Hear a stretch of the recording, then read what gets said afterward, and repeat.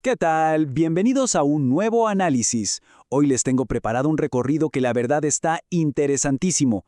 Fíjense que tenemos una coincidencia maravillosa en el calendario. Por un lado, el sexto domingo de Pascua y al mismo tiempo, en muchísimos lugares, estamos celebrando el Día de la Madre. Y lo que hace que este análisis de hoy sea tan especial es que vamos a explorar una conexión súper profunda e inesperada. Literalmente, vamos a ver cómo el sufrimiento humano, el estrés de todos los días y ese cuidado maternal y divino se entrelazan para crear algo que todos necesitamos con urgencia, una esperanza a prueba de balas. Así que sin más rodeos, arranquemos. Bueno, entremos de lleno al tema con una pregunta que detona todo esto. A ver, piénsalo un segundo. Si yo le pregunto a un grupo de personas si tienen fe, la gran mayoría te va a decir que sí, sin dudarlo. Creer en Dios, creer en un conjunto de reglas, creer en la palabra es relativamente sencillo de afirmar. Pero ¿qué pasa cuando cambiamos un poquito la pregunta y les decimos, ok, pero ¿tienes esperanza? Curiosamente ahí la gente duda. Las respuestas se vuelven mucho más titubeantes. Hay como un miedo a decir con total seguridad que tenemos una esperanza real y sólida para el futuro. Es loquísimo porque nos demuestra que la fe y la esperanza, aunque son como primas hermanas, la verdad es que no son exactamente lo mismo en la práctica. Y aquí es donde la sabiduría de los textos antiguos nos da un golpe de realidad. La primera carta del apóstol San Pedro nos lanza un reto súper directo. Fíjate bien en las palabras. Pedro no nos está exigiendo dar una razón de nuestra fe, nos está exigiendo dar una razón para nuestra esperanza. Y oye, ese es un detalle monumental. Nos está diciendo básicamente que la esperanza no es nomás un ay, ojalá me vaya bien.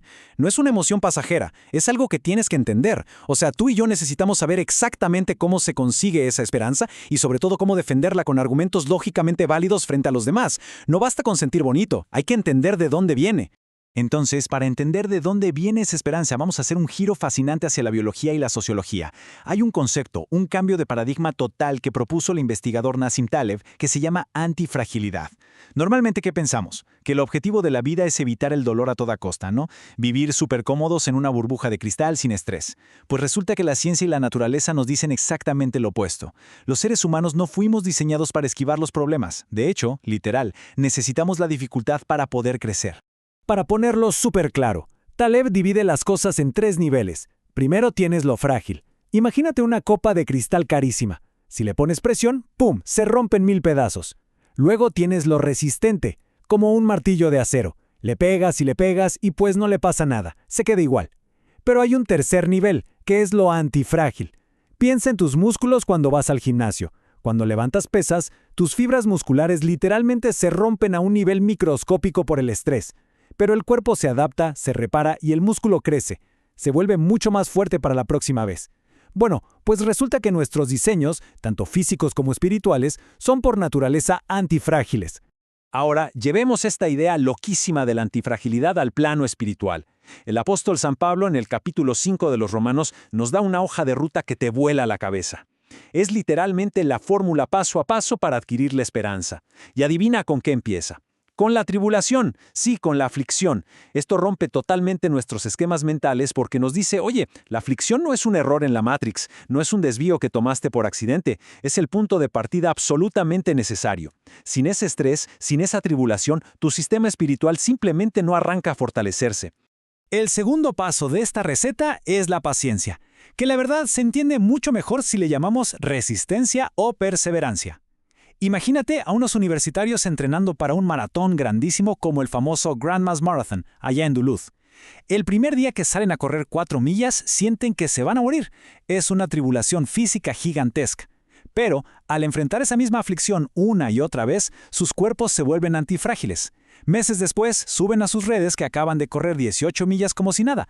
Adquirieron una nueva resistencia. Ahora pueden hacer algo que antes físicamente les era imposible. Pues exactamente lo mismo le pasa al alma cuando enfrenta los trancazos de la vida. Y esa resistencia es la que nos lleva al tercer nivel, el carácter o lo que San Pablo llama la virtud probada. Y esto es súper interesante de analizar. Fíjate cómo han cambiado las cosas.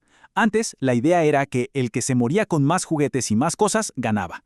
Luego, las generaciones más jóvenes dijeron, no, lo material no importa, hay que coleccionar experiencias, viajar, escalar, vivir el hoy.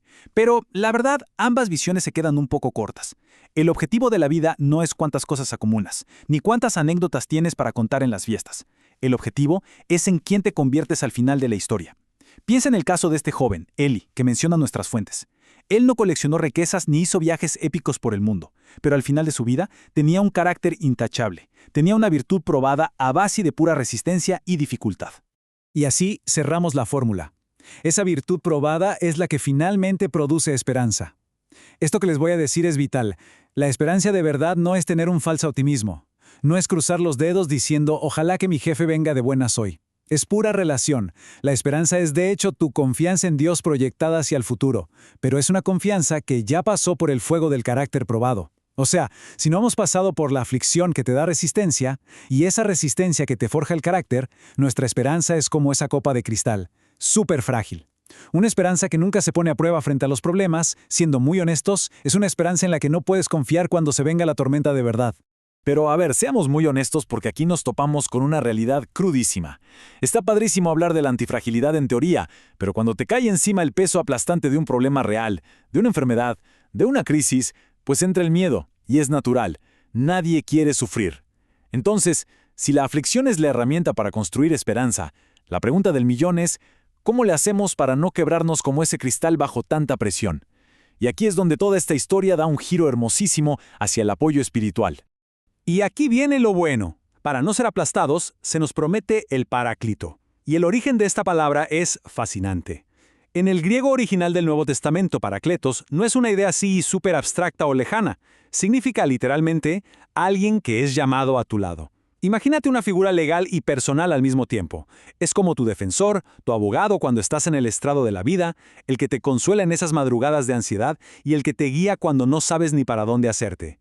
La promesa aquí es brutal. Significa que el ser humano jamás, pero jamás, fue diseñado para cargar con el peso del mundo estando solo. Y esta promesa se vuelve de una ternura increíble, especialmente si recordamos que hoy tenemos muy presente el Día de la Madre. Imagínate la escena en la última cena. Jesús viendo la cara de pánico absoluto de sus amigos, porque sabían que venía algo terrible, y usa una analogía súper materna. Les dice, tranquilos, no los voy a dejar huérfanos. Es una conexión directa con ese cuidado protector, detallista, súper cálido que vemos en las mamás. Es el recordatorio de que hay un cuidado divino que te abraza, te defiende y te sostiene, exactamente en ese segundo donde sientes que la presión del trabajo o de la vida te va a hacer pedazos. Y vemos esta gracia rompiendo barreras de forma espectacular en el libro de los Hechos. Cuando Felipe predica en Samaria, una zona que históricamente era enemiga a muerte de los judíos, toda la ciudad se llena de una alegría inesperada. Pero ojo con este detalle histórico porque es crucial. Para confirmar esta gracia comunitaria, no bastó con la experiencia individual. La iglesia primitiva no funcionaba en plan, cada quien tiene su propia interpretación y listo. No.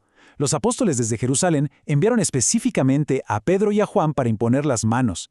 Esto es importantísimo porque marca cómo la autoridad apostólica fue tomando estructura. A diferencia de hoy, donde a veces tenemos esta visión superindividualista de agarrar la Biblia y entenderla a nuestro modo, en la iglesia primitiva había una estructura de liderazgo, una sucesión apostólica clara desde Pedro. Y fue exactamente esta autoridad unida y comunitaria la que nos produjo y nos preservó los textos bíblicos. Esa cadena histórica ininterrumpida fue la que garantizó que el mensaje de este Paráclito llegara intacto a las futuras generaciones. Bueno, y todo esto de la autoridad, la gracia y la esperanza probada, ¿cómo se ve en un martes cualquiera por la tarde? O sea, ¿cómo lo aterrizamos? Las aplicaciones prácticas son inmensas. En el mundo real, esto significa liderar tu negocio o tus proyectos poniendo siempre la dignidad de tu gente por encima de la fría eficiencia de los números. Significa que cuando estés lidiando con clientes difíciles o un equipo frustrado, no explotes, respiras y respondes con la delicadeza y el respeto del que hablaba San Pedro. En tu casa, es regalarle atención de verdad a tu pareja, como el ejemplo de Karime que veíamos, estar presente. Y cuando te toque enfrentar una injusticia, recordar a gigantes como San Juan de Ávila. A él le quitaron todo, lo metió a la cárcel la Inquisición injustamente, y en lugar de volverse loco de desesperación, aprovechó el silencio de su celda para escribir y mantener una paz interior que nadie le pudo quitar. Eso, amigos, es pura integridad. Básicamente todo esto nos recuerda de qué se trata el amor de verdad, que por cierto, es inseparable de esa esperanza. Las palabras se las lleva el viento, pero mantener el compromiso cuesta. Muchas veces las relaciones truenan porque pensamos que basta con actos superheroicos y dramáticos una vez al año, pero el resto de los días hay un vacío total. El amor que realmente te hace antifrágil, el que soporta los trancazos de la vida, es un amor de todos los días. Es el trabajo calladito, constante, de construir en tu casa un refugio de paciencia, de escuchar de verdad, de tener una complicidad total con los tuyos, no solo cuando es fácil, sino sobre todo cuando las cosas se ponen color de hormiga. Para cerrar, los dejo con esto. La próxima vez que te topes con pared, ya sea un problema durísimo en el trabajo, un pleito familiar o una semana de esas que sientes que no das más, a lo mejor vale la pena cambiar la perspectiva. En vez de ver esos obstáculos como una maldición que tienes que esquivar, pregúntate, ¿no será que este es el gimnasio que mi alma necesitaba hoy? Las luchas de hoy, si las vives en comunidad y recordando que el Paráclito está ahí al lado tuyo literal, son el combustible exacto para forjar una esperanza robusta y antifrágil. Una esperanza que nadie te va a poder quitar y en la que ahora sí puedes confiar al 100%. Muchísimas gracias por acompañarme en este recorrido y nos escuchamos en la próxima.